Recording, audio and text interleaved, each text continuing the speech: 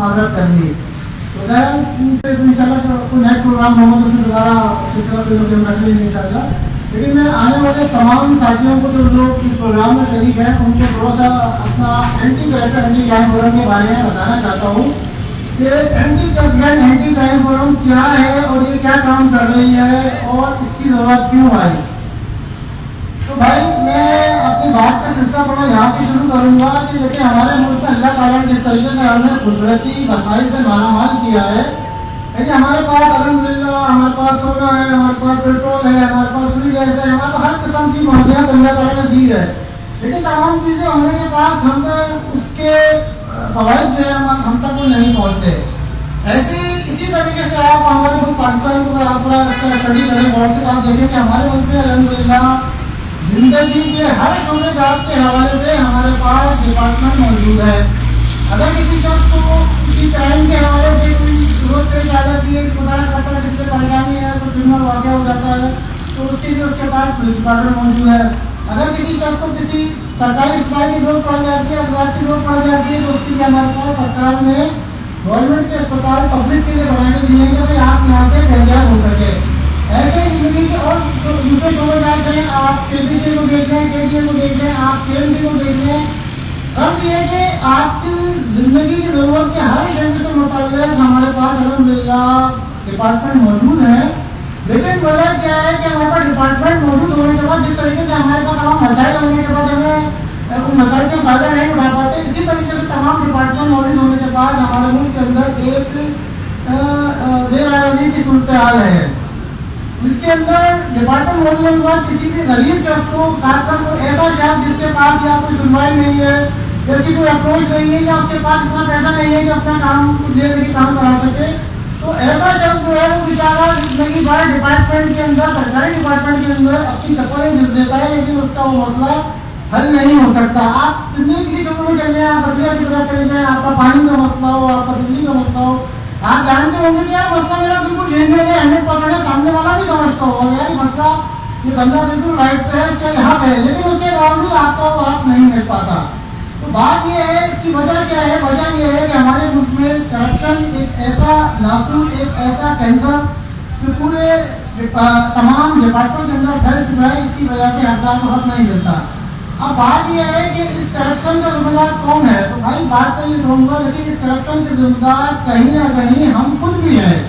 میں اپنی بات کو ایک تھوڑا سا چھوٹا سا واقعہ سناؤں گا, واقعے سے آپ کو میری بات کی تصویر ملے گی کہ میں کیا کہنا چاہتا ہوں.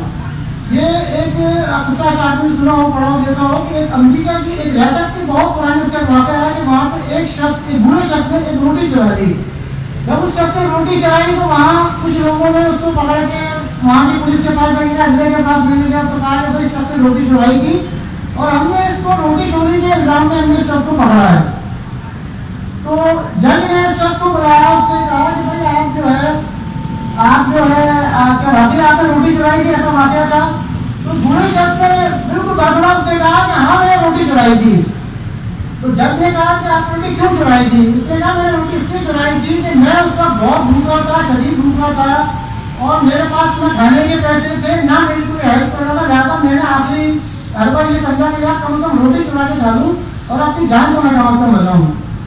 جج نے ساری اس کی بات سنی, سننے کے بعد جج نے کہا کہ اچھا ٹھیک ہے کہ بہرحال آپ نے اپنے جرم کا اعتراف کر دیا ہے کہ یار آپ نے روٹی چرائی ہے, تو لہٰذا میں اس روٹی جرم کا اعتراف کرنے پہ آپ کو $10 کا جرمانہ لگاتا ہوں. اور ساتھ ہی کہا کہ مجھے یہ بھی پتا ہے کہ آپ کے پاس $10 بھی نہیں ہے, اگر آپ کے پاس $10 ہوتے تو یقیناً آپ روٹی نہیں چراتے, تو لہٰذا میں آپ کے لیے $10 دے کے میں آپ کو اس کو قومی خزانے کے اندر میں آپ کی طرف سے اس کو میں ڈالتا ہوں.